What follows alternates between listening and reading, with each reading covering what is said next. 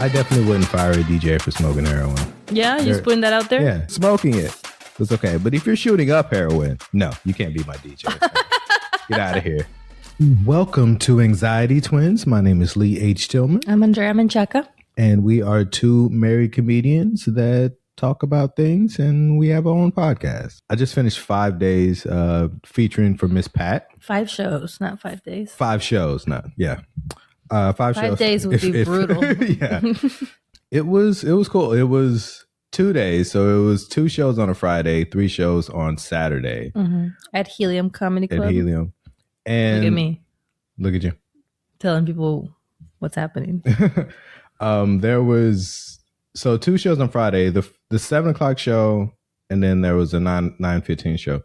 7:00 show started a little late because apparently like her luggage got lost, and she had come straight from the airport. I believe what happened was she came straight from the airport to the venue, and not all of her. She still had a lot of merch with her, but not all of her merch was there with her.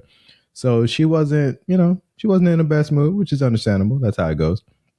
So I didn't really she walked into the green room, and we definitely got the vibe that, me and the host got the vibe like, hey, we should probably get out of here because, I always try to follow whatever the headliner is. If their vibe is, hang out in the green room, then you hang out. If their vibe is I want to be alone or only my people can be in here, then you leave. And did she have a lot of people with her?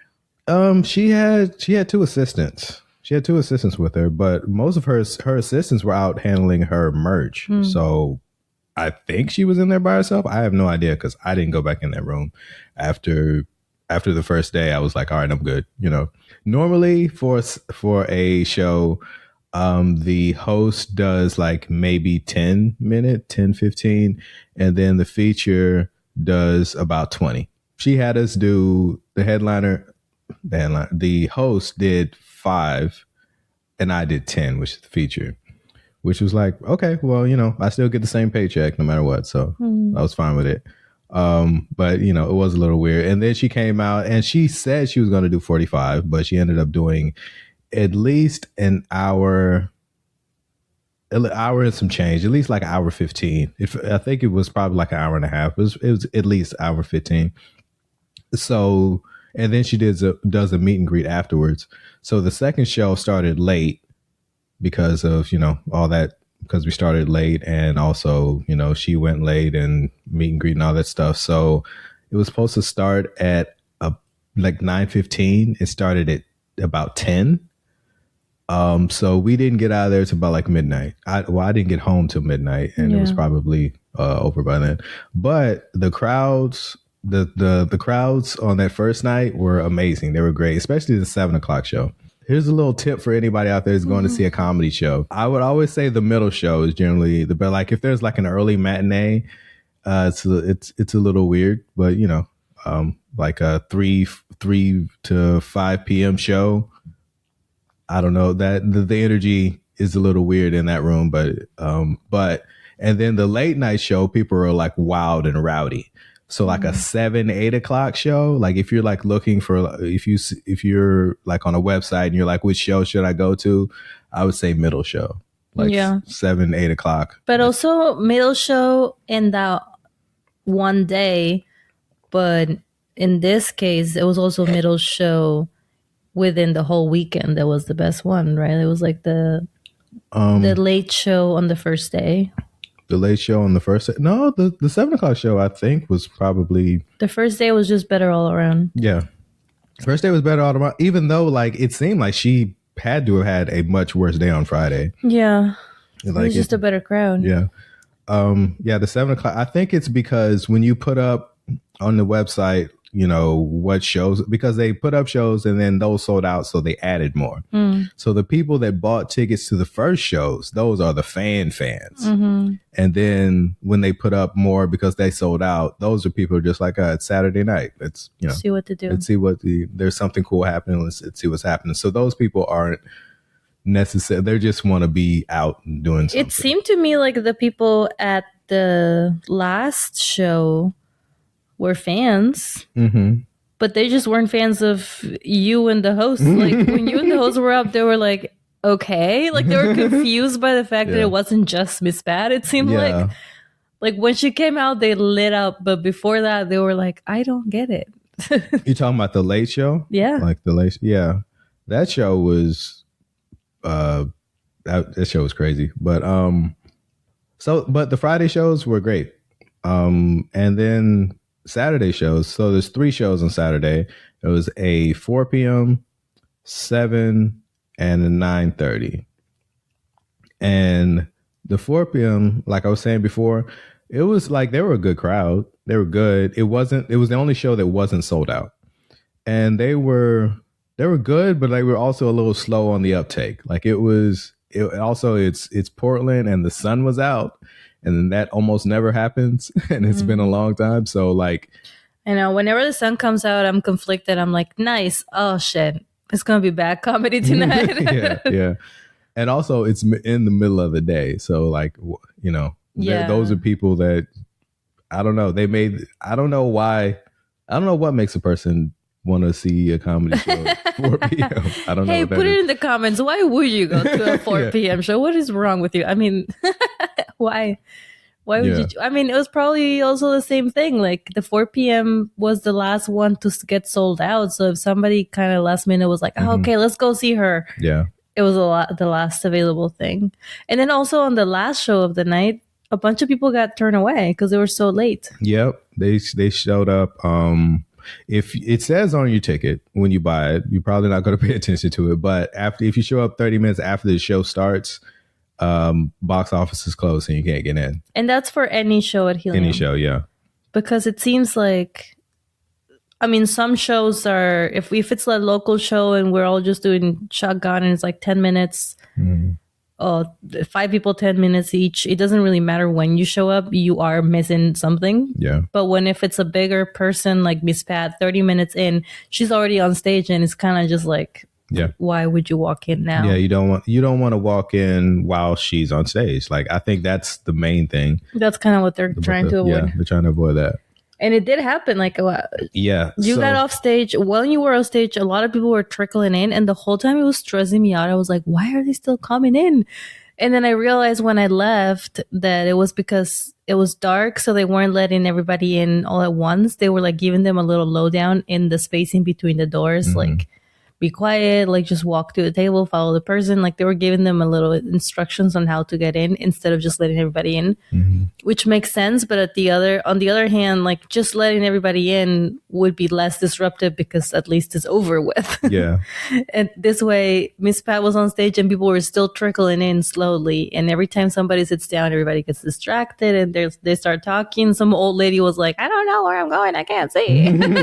Like so loud in the middle of your set. And then I go out and there's still like 10 people in line. I'm like, shit, this is gonna go on forever. But no, they finally just cut it off. Yeah, when the headliner, I think part of it was there was somebody from corporate there, and she generally, for other shows, she would go over a little bit. Like I think she was supposed to do an hour, she did like a little over an hour, so shows were going late. So this show starts at 9:30, and they're like, if we don't start this show at 9:30, we're going to be here till 1 a.m. Yeah. So I think that's why they were like, we need to start at 9:30. So they started at 9:30, and it was maybe 2/3 full, maybe by the time, like when they actually started the show, and people were still, I've never seen them start a show like this where there are still so many people outside still trying to get in, and they're starting the show. Usually like it's like 90% and everybody, but I walked out. I also wonder if they were like, if we try to push and start later, that means we have to tell Miss Pat. And then she's like already tired. This is her last show. She's going to be like, no, just let me go home. Yeah. So they just started it. So, yeah. So I walked out during the host set, which is only 5 minutes. I walked out to go get some water. And then I saw a line. I was expecting like almost no one to be out there, but there was still at least 20 people in the box office, like still getting their tickets at the box office while she was on stage. And then they were like slowly letting people in also, like you were saying, they had the people in the middle. So I was like, there was about 20 people in the box office, and about 10 people that were like being let in. I'm like, wow, they're not even close to setting. And then by the time I get on stage, it's like a few more people, but there's still a lot of walk through. And the crowd, they weren't awful. Like it was definitely like they were distracted because people were walking in and people were talking and everything. So it was tough, but also I was like doing my set and like they were, I mean, they laughed. Like they were like, it wasn't like they were like, didn't like me. Yeah. But they were like really distracted by everything that was going on. So it was a tough set. Yeah. But I was like, yeah, I'm glad I'm only doing 10 minutes and not 20. Because literally in your set, you were like, this is my last show. yeah. I'm like, this is the last show. So be weird. It's fine. But I heard like the people that were close to me that weren't like distracted by everything, they were paying attention and laughing. Like I could hear them, but they didn't like dark stuff at all. Like I was. Yeah, they were a silly crowd. Yeah. So that was one of those moments where it felt like I was working and I got off stage. So like, all right, well, I'm just waiting on my paycheck. Yeah, you're like, and my job here is done. Yeah, I'm finished. You were done, and then all of the helium stuff were like, oh, we still have like one more hour. And they had a long day too. Yeah, at Helium they had a long because they had 7 shows that day. Yeah, from like 11 o'clock until whenever they got out, which is probably after midnight. Yeah, probably. So, and they had a long show, and then they had the person from corporate was there, so they had to be on their P's and Q's the whole time. And then there was people that were like, generally just working with the public. You're gonna have people like there were people being turned away at the box office, and I heard a few arguments. People get upset about that. I can't just go over easy. Yeah, I heard a couple arguments of when I was outside after I finished my set. I just went out into the lobby for a bit, and people were like still trying to get into the show, and yeah, there were a lot of people that were pissed because the show had already started and they couldn't get in. I was like, sorry.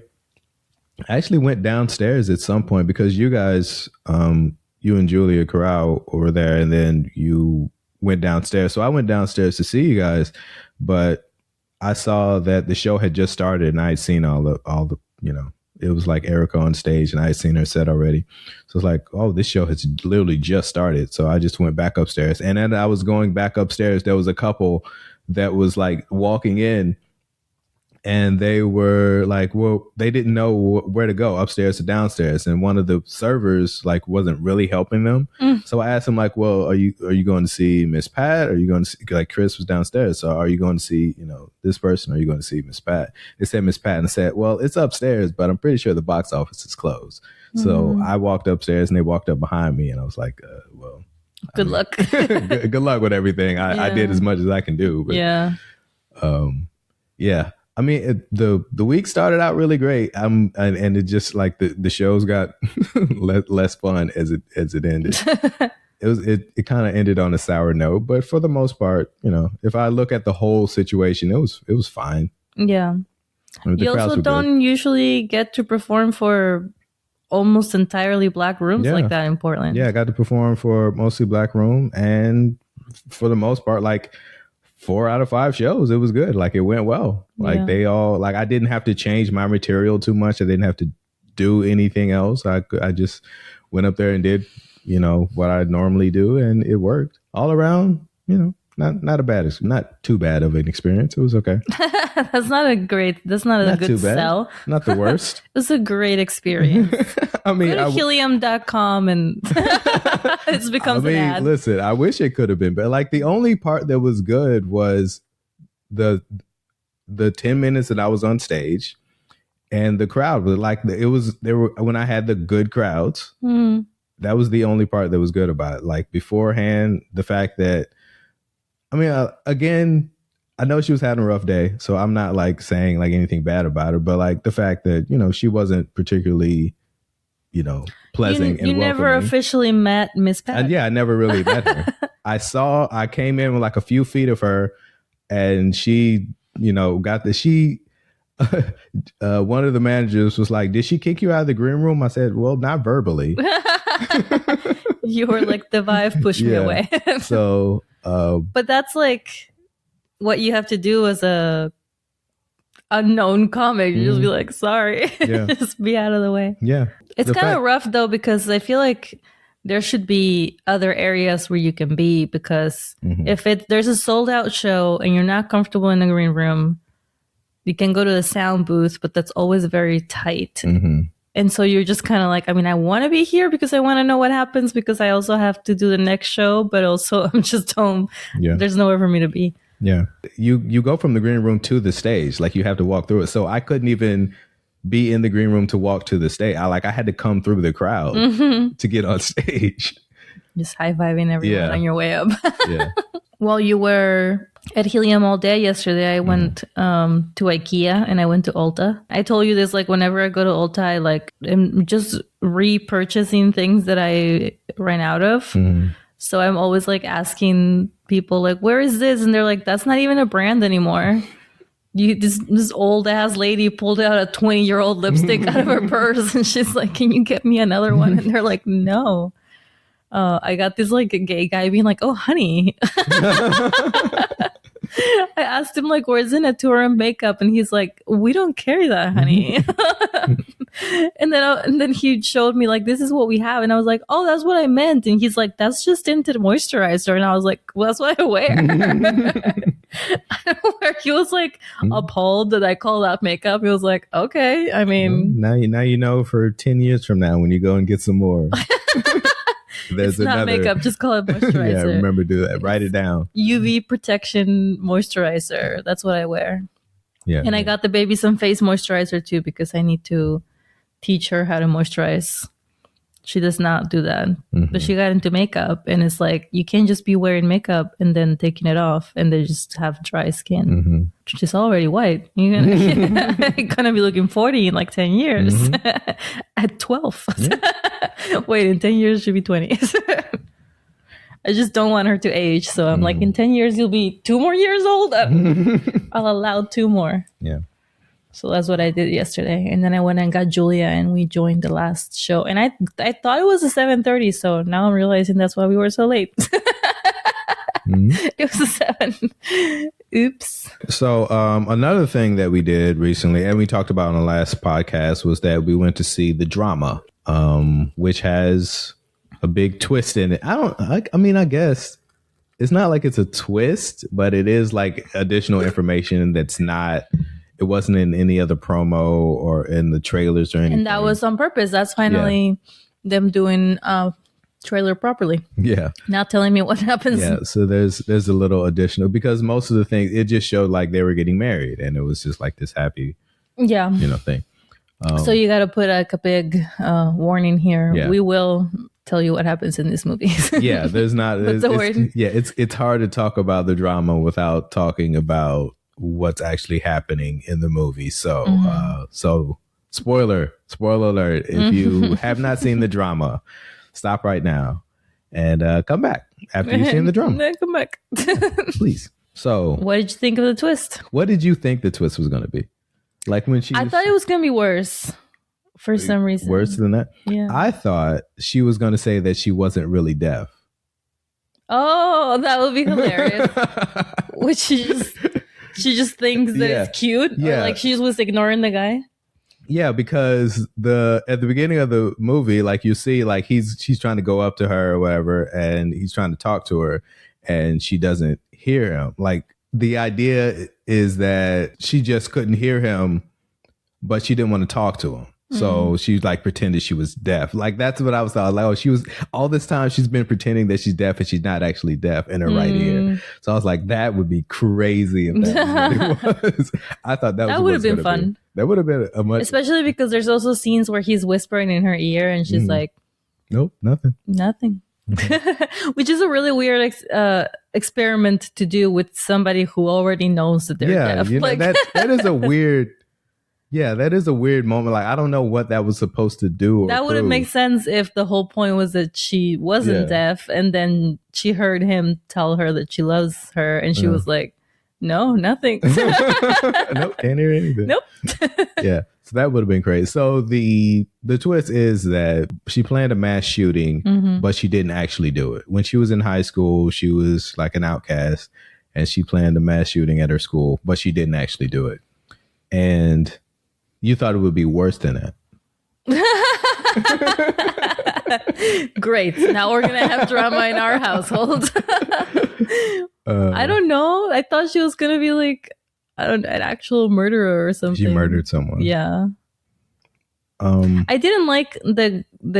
I mean, I don't think we're meant to like her, but the character of the friend who like incites them telling each other their secrets. Yeah. Like the whole time you're like, how is her marriage? Like, yeah, I mean, it was pretty much an like, I'm sure they could have their own movie, because it seems like, yeah, they are very unhappy, like the times that they did talk. Like the way that she pushes her husband to tell them his thing. Yeah, that like, I was very upset about that. Right? Like that was your couple cute thing that you did together. Like, why would you bring this to your friends? Whatever his name in the movie is, Robert Pattinson gets away with not really saying anything.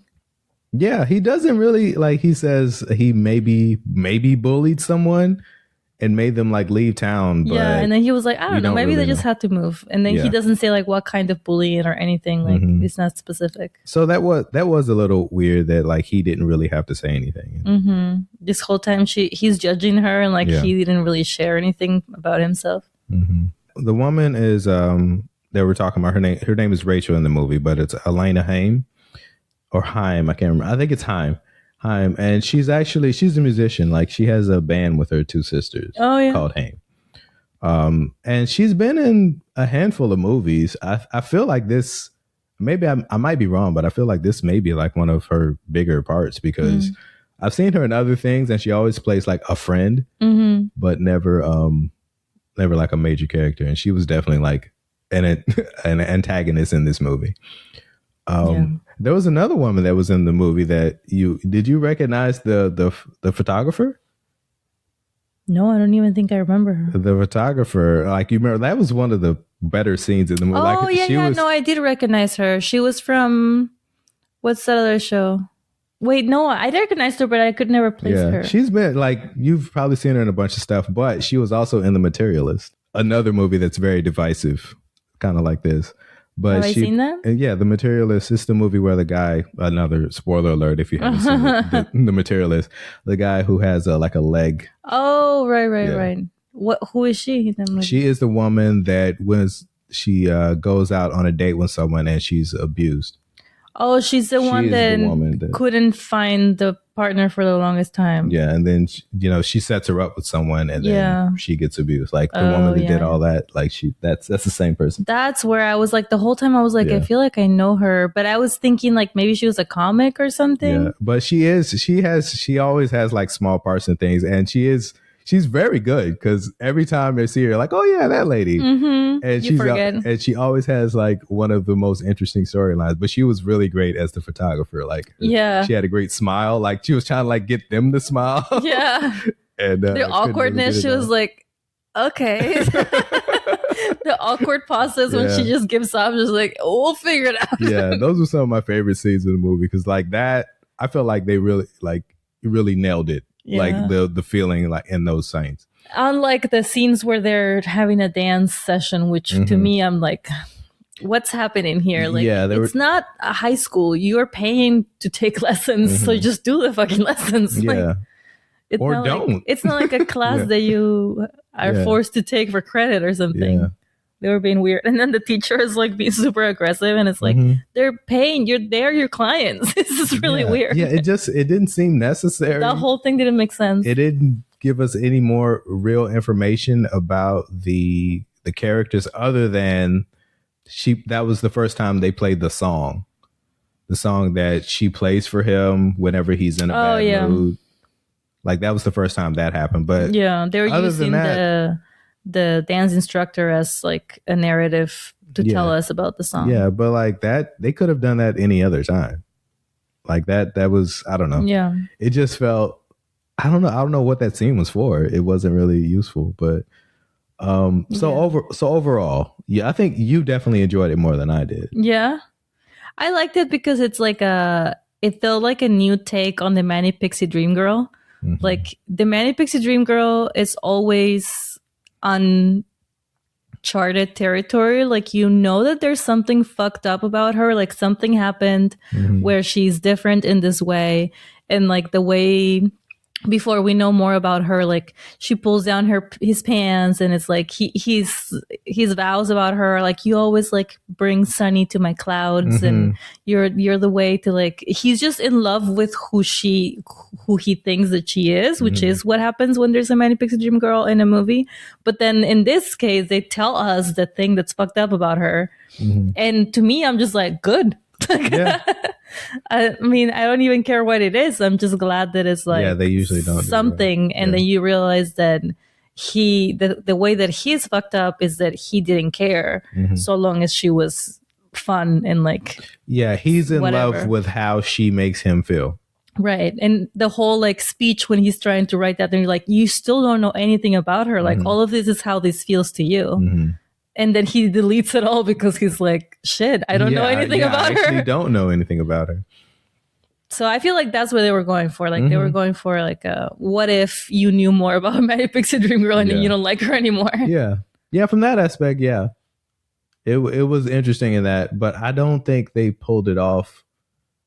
And there were certain just scenes I don't think were pulled off as good as they could be. Like there were times where I'm watching, I'm like, if you're gonna make a comedy, make a comedy. If you're gonna make a drama, make a drama. And they were trying to put two things together, and it wasn't really meshing for me. Which parts did you feel was like comedy? Because I didn't. I mean, they were definitely. It was more treating rom-com. Well, that's comedy. Rom-coms are comedies. I mean, That's more, what the com comes but from. more like the romantic side Yeah. of it, like not the comedic side. But Like the when she was a kid and she was like being a school shooter, Mhm. she was like, there were times where like she was, she was very clumsy about it, and they were trying to be funny about the. Oh like how, yeah, like every clumsy time she her is. camera goes off, and she's Yeah. like, God damn it. Yeah, and it was definitely. I saw that it was directed by a guy who's not American. He's Scandinavian. I was like, yeah, this definitely does not feel like an American wrote this. This is definitely someone from the outside, because they did it because an American would have treated that like much more serious than they would have been like really dug into it. And I feel like it was a very interesting topic that I mean, and maybe that's the point of the movie, but it felt like a very interesting thing that I'd never really seen in a movie, but they didn't really dive into it. This idea that there are people that had, there are school shootings a lot, and there are people that have decided to do it and didn't do it. What happens when those people grow up? Like there have to be people around us that have planned on doing that and didn't do it. Right. And they're walking amongst us. And they probably never said anything to it because it was, that's definitely not something you want to publicize. So, what happens to those people? Who are those people? And I don't know. I don't feel like it really connected, really. It didn't, to me anyway. Yeah. But there were just like general scenes that I felt like the wedding scene I felt could have been more intense than it actually was. I felt like it was drawn out. It was a little longer. Mm-hmm. And speaking of the photographer, the way the wedding scene is happening and pictures are still being shot, like that actually was genuinely funny. That to me, I was like, wait, who's behind this camera? That's being like, that's the one. Little closer together. Like, listen, she gets paid by the hour. She's still there. She's still on the clock. She's still on the clock. Listen, I will get paid for this. I had to meet with this awkward couple so many times. And then there's like this clips of like, I assume is what she imagines the wedding to be if she were to shut up the wedding. Shoot up the wedding. Where there's like people running around, and for a minute you're like, wait, is this her imagination or is this his? No, or is this like just something that happened but they're telling us earlier? Like you couldn't, like you thought that like it really happened? Yeah, for a minute I was like, is this like gonna actually happen but we're just seeing it earlier? Yeah.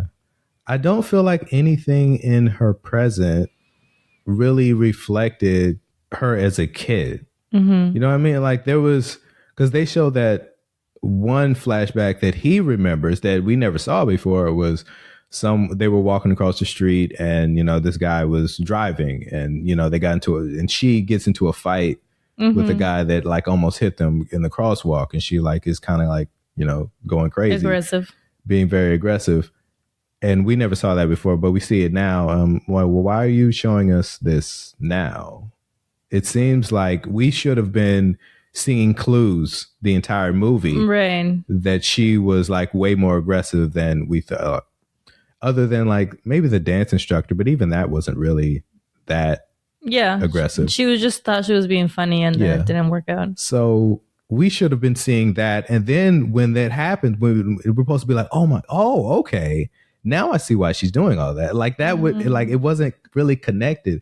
It was kind of funny when she was like, "Yeah, I was ugly when I was 14." Like we all know what you look like. You were on TV. Yeah, she's been on TV for a long time. Also, so mean to be like, "I was ugly when I was 14," and then the girl that plays her is like, "Wait, what?" Plays her as a 14-year-old. They just put glasses on her. They're like, there you go, now you're ugly. Yeah. The whole reason why she landed here is because she didn't have any friends. Then she gained some friends and immediately all that was left behind. Like she was like fine. And everybody's all hung up about like, so how did you like recover? You just never thought about it again? Now you're just like a gun activist and just like, yeah. I just have friends now. That's all she wanted. I mean, I feel like that makes sense. Yeah. Like a lot of, I don't know, I didn't do any research on all the teens that have actually shut up schools, but it seems like they probably just need friends. That's generally what it is. They just need somebody to say, hey, how you doing? They're like, oh, okay? I'm fine. Wasn't planning anything. What are you guys doing? I could tell whoever wrote it had never been in that situation. It just seemed like they were writing it from what they thought someone who might be a school shooter would be. Yeah. It never felt like this person, whoever wrote this definitely understands it. They're showing me something new that I haven't seen.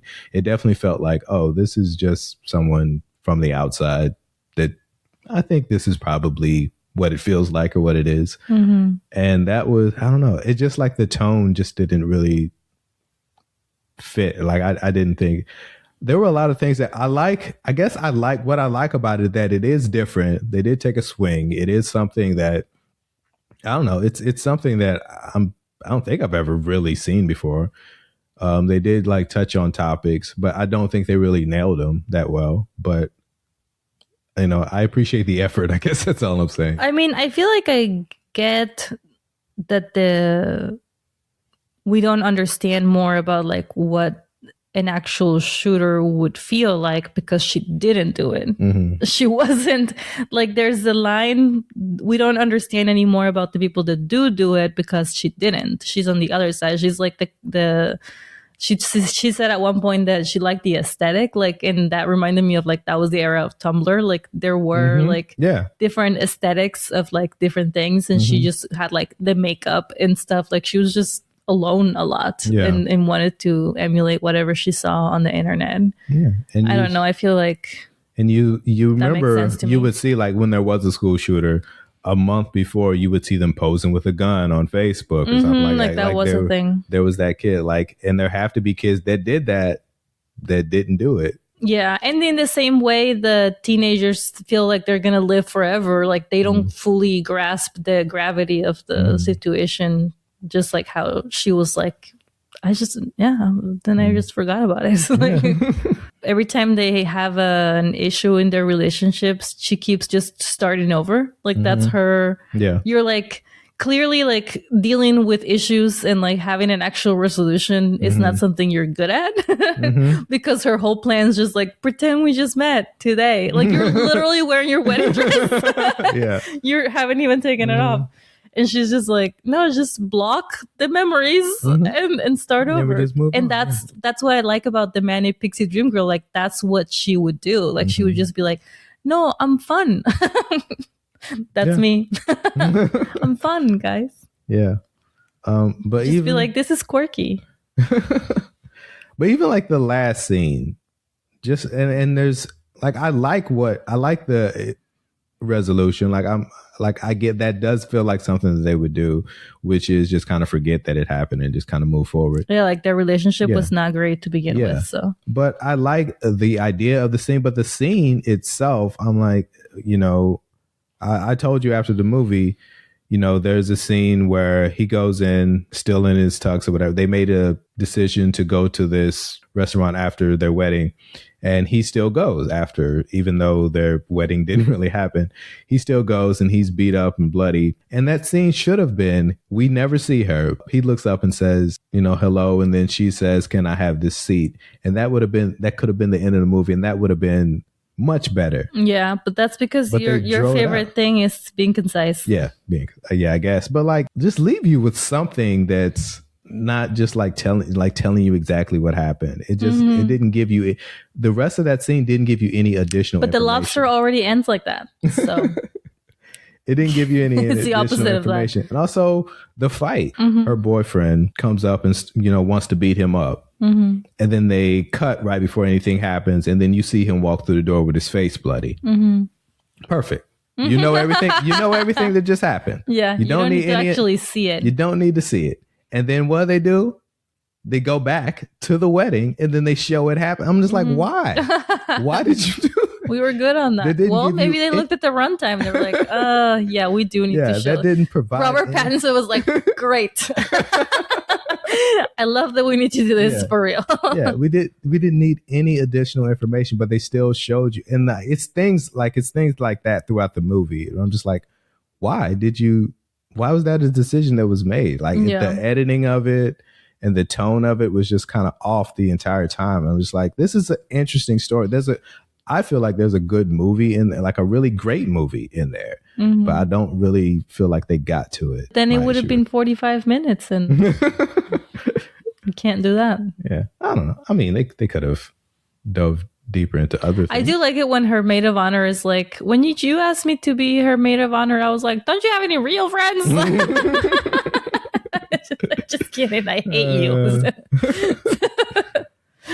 I did like because it's funny because she's still lonely after all everything that she went through, and like she's no longer like aggressively gonna shoot up people, but she still doesn't have friends. Like it's just not her thing. Yeah, she's still. I mean, I wonder why she didn't continue with her anti-gun.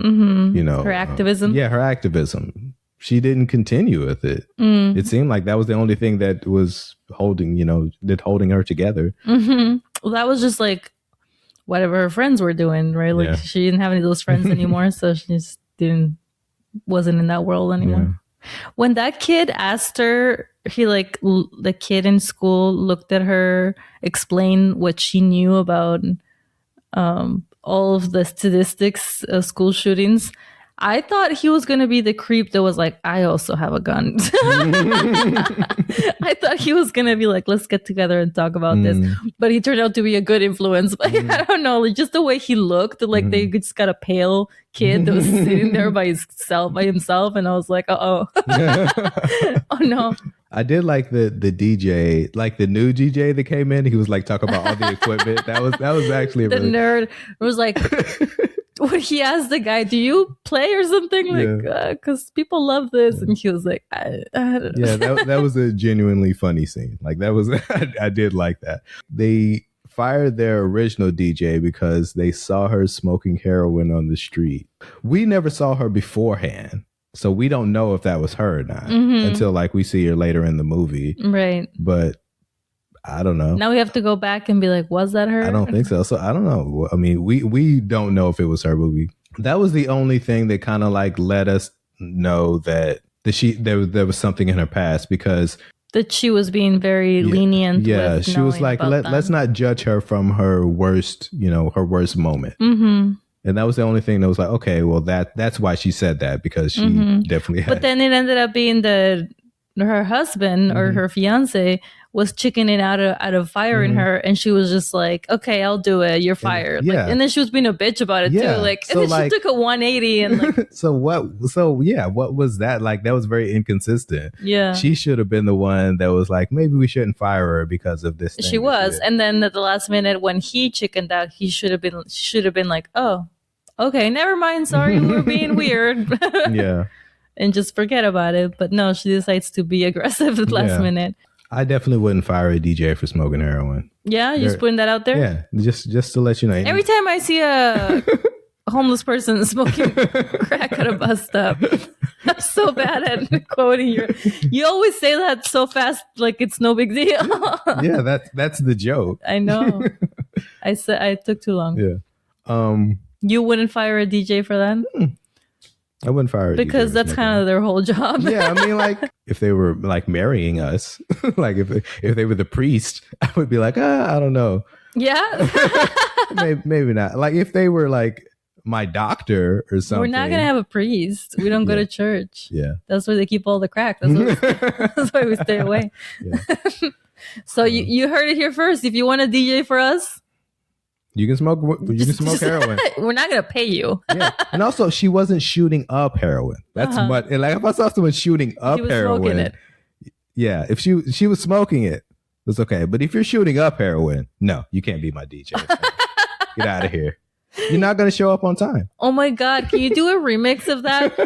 Have it be a song like, if you're shooting up heroin, not my DJ. He's not my DJ. Just do like a. Yeah, you can do one of those mixes where it's like it pauses and you're like, not shooting up. But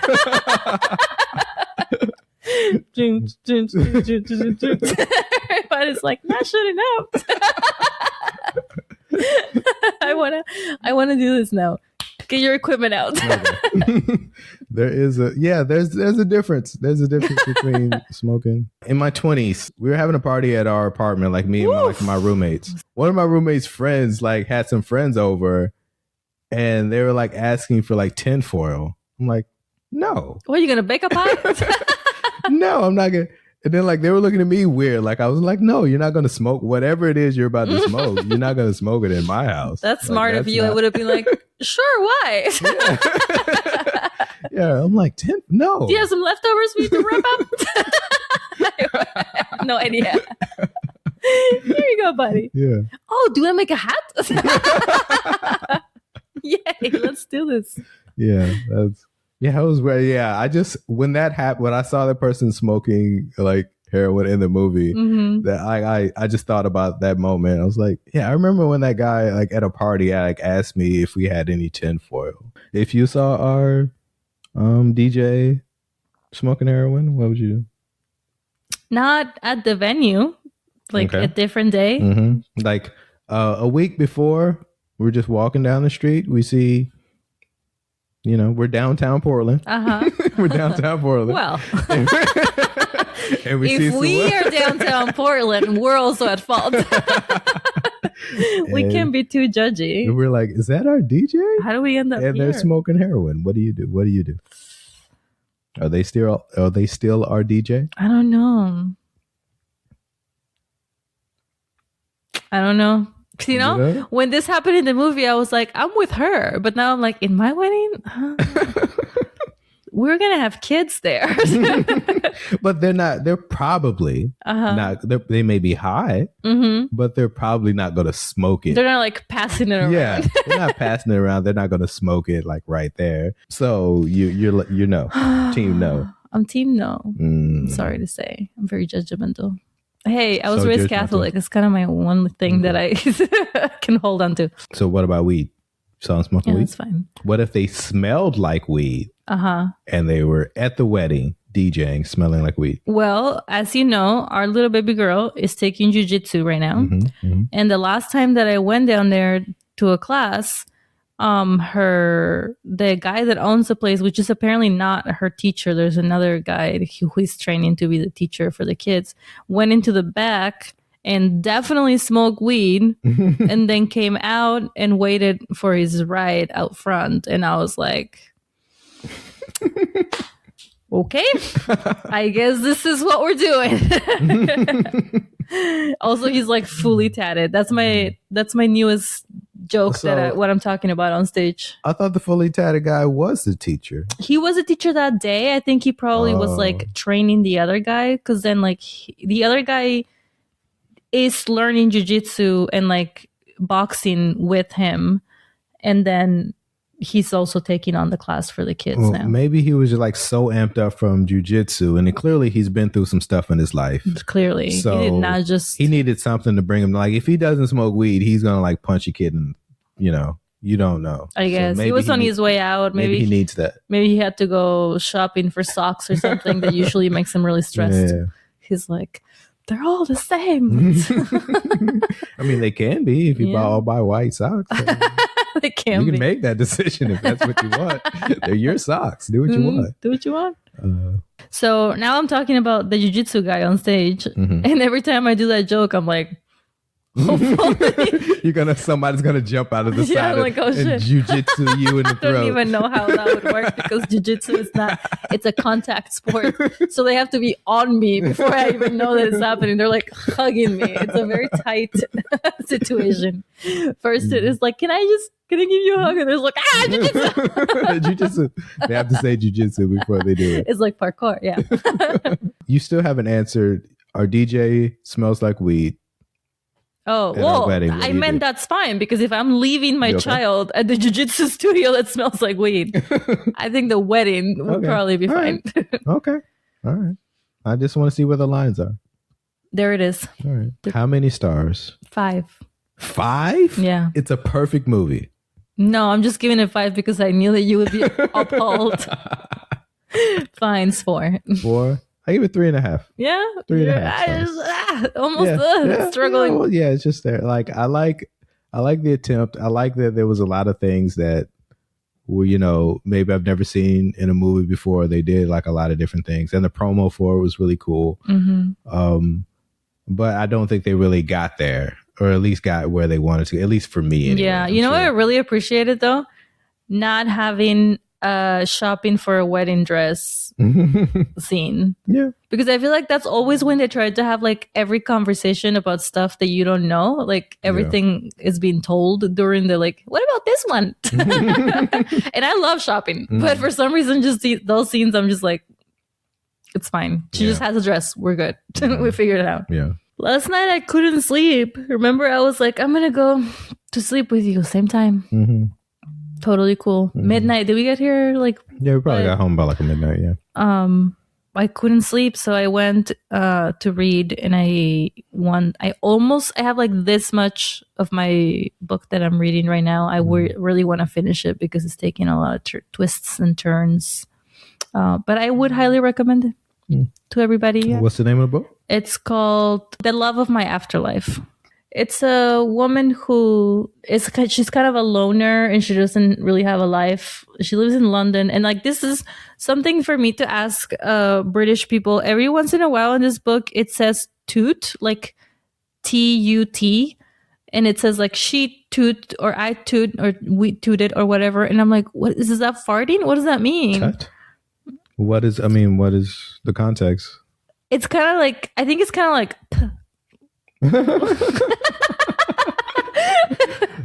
like and it's T-U-T. Yeah, I've read almost the entire book and I still don't know what it means. I mean, I've heard tut, which is kind of like brushing something away.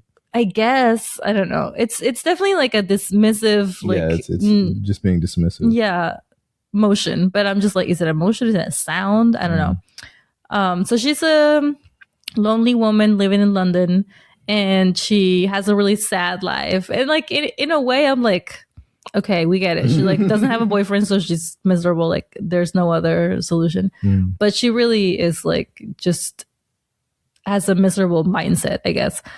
And she chokes on a burger and dies.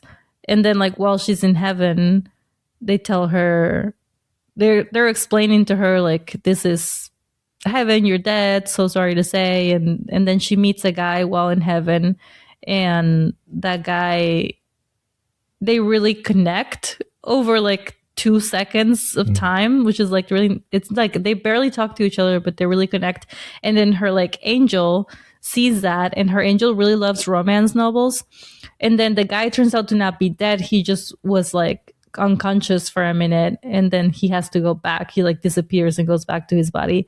And she is not, she's actually dead. But then her angel's like, what if I give you 10 days to go back to Earth and find him, because I really love romance novels, and you kiss him, and then if you manage to get this relationship, if you manage to get him to kiss you within 10 days, you can stay alive. But if not, you have to come back, which is like a really rude thing. And then the whole time her angel's watching her, figuring out how to do it. But in Earth, it's just weird for her to like find a guy that she doesn't know and then be like, he doesn't remember. So it's like, you don't remember me, but we are like destined for each other. The angel tells her that he's one of her soulmates, that there's more than 5 soulmates per person. So she's like running around trying to, but she's like also just having a life in the meantime by accident for the first time and ever. So now I'm getting to the point where we're finally going to figure out if she has to die again or not. It sounds like a lot of movies from the 80s that someone like dies and goes to heaven, then they get sent back to Earth to, you know, fix their life or however. What was that happening so much in the 80s? Is everybody worried about dying? A lot of weird, wacky stuff going on. I really like afterlife stories, like anything about like when people die and then what happens. Is that the Catholic in you? Like what is maybe it because Catholics don't really like tell you what happens. They're just like, you must go to heaven, and I'm like, okay, but what is there? Like you're not really selling it, you know? Like I need more details. So the Catholics not talk about what heaven is like? I don't think because I know it's like it's most salvation, and it's like blah, like all of this, like it's generic, like but what does that mean? But like Protestants are always like, you know, this pearly gates and everything's beautiful, and it's, you know, the streets are paved with gold and stuff like that. But Catholics don't really have that. I feel like Mormons are the only ones who are very specific about what it looks like. And they're also the ones with the most batshit crazy beliefs in general. So it's just kind of like, I don't believe that. Apologies to all the Mormons out there. Actually, no, fuck you. All right. Well, you heard it here first. You heard it here first. Yeah, we're the first podcast to say fuck Mormons. Yeah. Like, no one else is doing that. Wear your silly little garments under your clothes. Come on now. We're doing it. But yeah, so you're almost finished. I think, it's silly. Like Mormons are the only religion to be like, but what was she wearing? Was she wearing her garments? Yeah. No? Well, there you go. No. But Protestants do talk about heaven, like what it physically looks like. Yeah. I was about to say when you were talking about we went to bed in the same like bed. Like for people that don't, like we do have separate bedrooms. Much like Miss Pat and her husband. Miss Pat and her husband. Makes her feel like a hooligan. Yeah. She gets to sneak in and sneak out. That's what I do. Sneak in and out, yeah. So what book are you reading? So I finished the book The Rest of Our Lives by Ben Markovitz. And that book sucks. I was upset after I read it. Like it's so bad. Like you were upset. You threw it out the window. I was like, get out of here. I talked about it in the last podcast, but because I had almost finished reading it, because I was like, okay, it's this white guy. His wife cheated on him 7 years prior, and he said back then that when his kids are old enough, he's gonna leave her. In the present day, his youngest child just is about to go off to college, so he takes her to college by himself, not without his wife stays home, and then he just keeps driving. They're on the East Coast. He's driving to the West Coast, and he's just like meeting people that he knew from past lives. And his son lives on the West Coast, so he's on his way to LA. He's a lawyer, and there's someone that wants him to take on a case. This other person, he works for the NBA, and he got fired, and he wants to sue the NBA because he believes that white players are being discriminated against. So I guess they set this person up to make it seem like this guy is more liberal than he actually is, because this guy is like clearly racist. So if this guy's a racist and he's not he doesn't want to do the thing, so it makes it seem like he's more liberal than he actually is. But he's more like Joe Biden liberal, like he's just not by he's not- comparison. yeah, That's why the yeah, other person's there. I feel like that's the only reason why he's in the book. But and then also he has this condition where every morning he wakes up and his face is all puffy, and it just has to drain until, you know, like it takes like an hour to drain before he looks normal again. Is this a real thing, or they made it up? That sounds made up. I don't know. I can't remember what it was. I believe it was some type of. He has to waja his face. Yeah, he just needs to scrub his face. That's all it is. Scrub, moisturize. That's all it is, bro. He has this condition where he's a man and he doesn't know how to take care of his face. He's a man and he doesn't know how to take care of himself. It was a tumor somewhere that was causing, you know, his body to swell up, and he would have like blackouts and stuff. The entire time I'm reading it, I'm just kind of like, okay, does he learn anything? Does anything happen to this guy? Does he change in any way? Does he figure out some new way to live his life? Maybe this health issue is going to do something, and nothing. This guy is exactly the same as he was in the start, as he is at the end of the movie. Everything works out. His wife like flies out to LA and, you know, says we need to reconcile and figure out and make this work. His daughter, who he didn't have, his son, who he didn't have a great relationship with, ends up, you know, bonding with him. Like everything just works out for this guy. Like that's it. He's just a middle-aged white dude who just kind of felled his way up. And at the end of the movie, at the end of the book, I mean, same guy. Everything works out. So you're mad. This book sucks. And I didn't like it. I feel like you could put the clip of you talking about that next to like so many movies. Like, same. Yeah.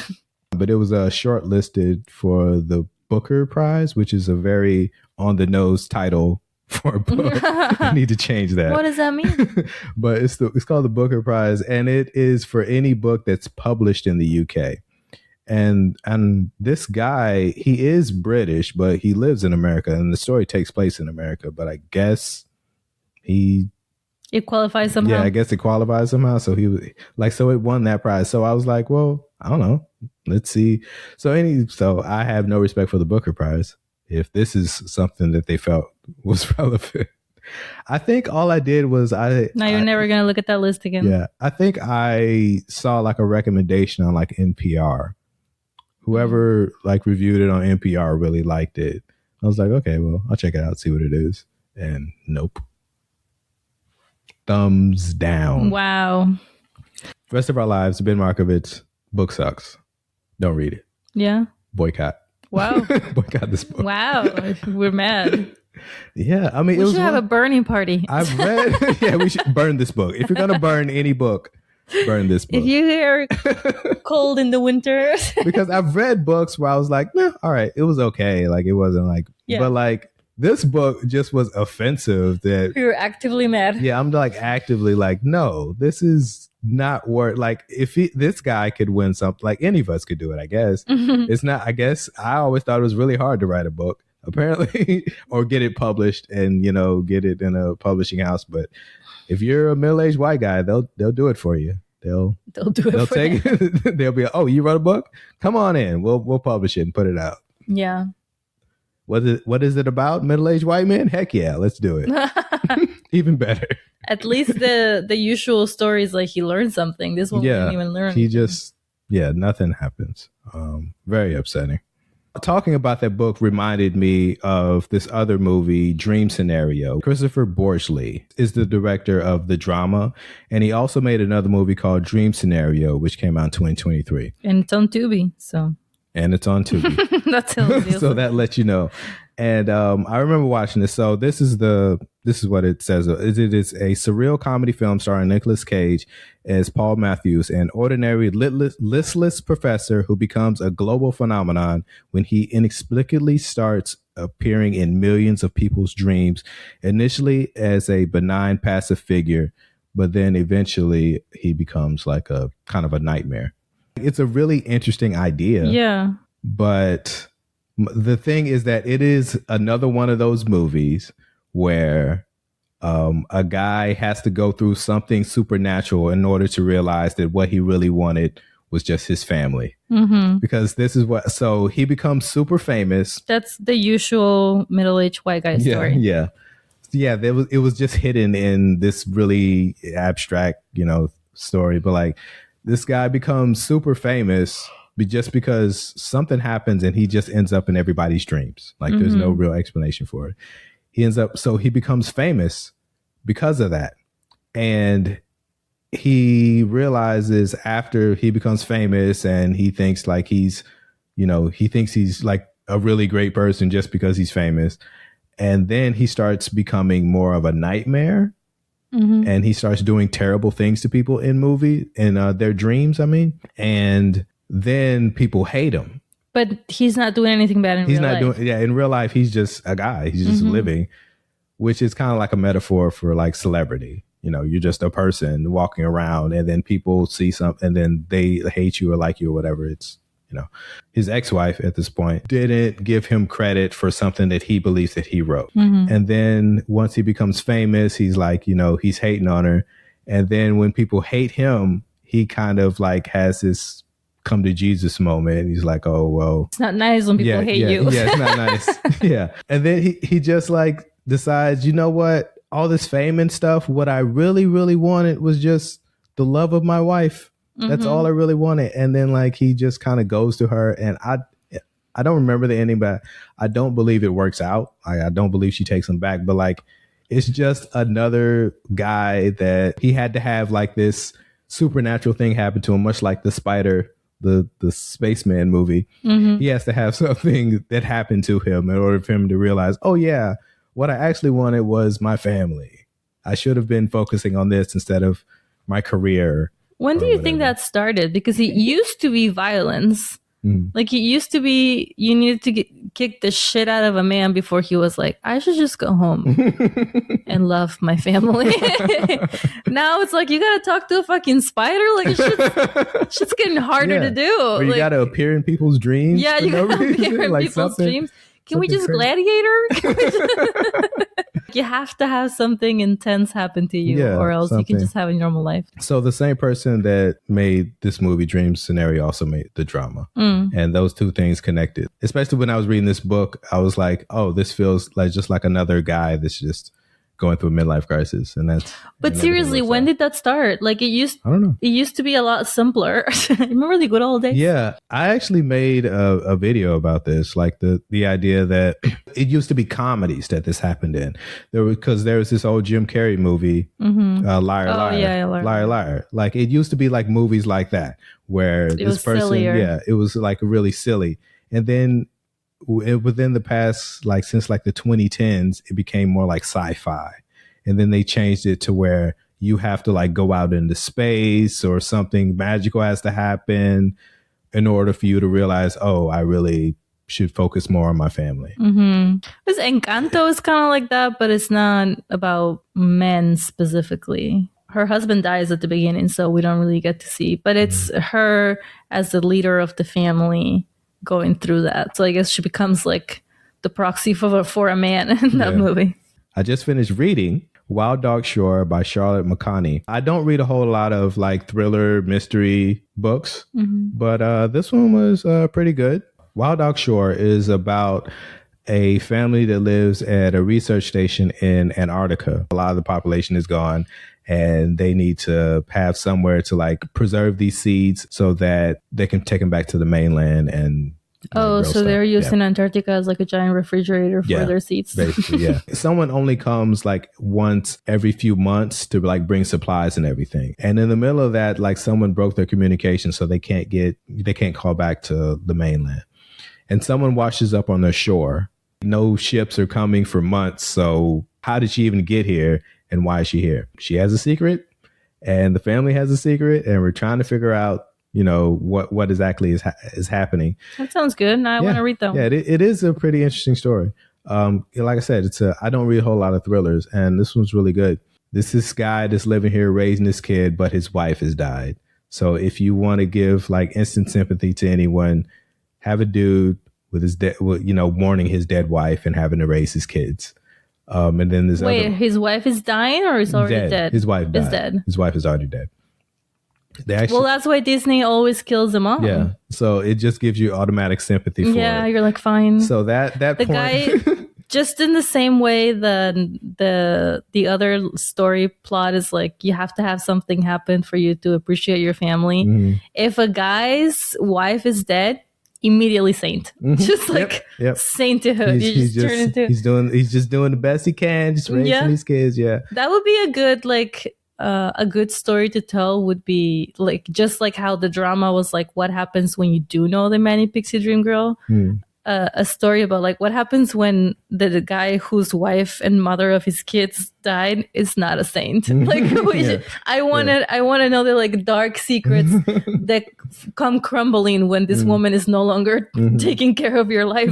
Yeah, obviously it's a story about mourning and getting over old relationships. Is he gonna end up marrying the girl that washed up on shore? Well, who knows? You're gonna have to read it. You want to find out? I was going to, but then now that you've asked me to, I don't want to anymore. Yeah. So Wild Dog Shore, definitely recommend that one. Okay. And then I bought a physical book because this book isn't, it's not on Kindle. I know. Yet. I was surprised to see you with a physical book. Yeah, it's pretty. You almost exclusively read on Kindle. Yeah. And I like to get physical books. Yeah. I mean, you get them from the library? Mm-hmm. Yeah. Well, some of them I own, but not a lot because then it would just be crazy. Yeah, that's the thing. I don't really. The last physical book I got was, I think it was like Michelle Obama's Becoming. Mm-hmm. And that was because I think I got a gift certificate from, I don't know how or where I got it, but I had like you had to use it. Yeah, and I had to use this probably like for Barnes and Noble or something. I was like, well, all right, well, I guess I'll get the most popular book at the time. I was going to ask you something. I saw recently on TikTok, we should have a segment called I Tell Lee What's Going On TikTok because you don't actually scroll through the app, but I do a lot. Mm-hmm. So I saw on TikTok that the older Kindles are no longer going to be working. Is that you or what generation Kindle? I don't know. I mean, I don't have the newest one because the one that I have is like the cheaper version because it's still everything is in black and white. Like even if you're buying something like you can go to the store, everything's in black and white. I can't remember how many generations there are, but I definitely don't have the newest one. I think generation 4 and behind that one are no longer. I don't think I have 4. I think I'm probably like at 3. Well, soon enough, they'll come for you too. Oh. I think my TikTok has finally caught on to who I am because now it's all I get are stand-up clips. I think that's all you post. It doesn't seem like it would be that difficult to figure it out. I've only been on TikTok for like 2 years maybe, and it took them that long to figure it out. Yeah. And I never post anything but because you only care about yourself. You open the app and it just shows you your own videos. You want to like that? You're like, yeah, clearly this is what you enjoy. Yeah, you only care about yourself. Yeah. Here's a video that we took of you secretly from the window earlier today. It's just me looking at a video of me looking at my phone. That would be a great movie. I'm just writing books and movies left and right. Yeah. Look at me. I'm an author. Yeah, so I bought the book Only Son by Kevin Moffat. That's the physical book you own? Yeah, that's the physical book that I just bought. And I'm just starting on it. It is about a guy that we meet him when he's a kid and his dad just died. And we basically just like learn about his childhood, like basically him elementary through maybe like middle school or something. And now he's a grown up with his own kid. It's pretty good so far. It's really funny. It's going pretty Before we end the podcast, I want to talk about Ratatouille. What did you think from? I don't know. You didn't see the whole thing. Yeah, I didn't see the whole thing. What did you think from what you saw?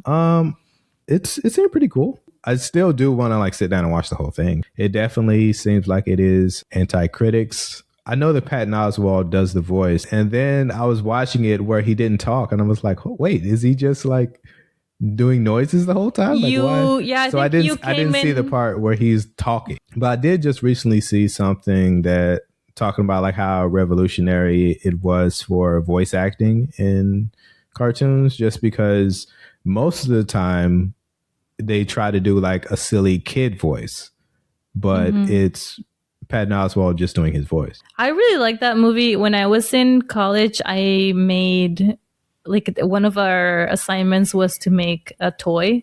I made a rat of Remy because that was like one of my favorite movies. And I think I didn't realize it until literally last week or whenever we saw it with Isabel that I really liked it because I really like to cook.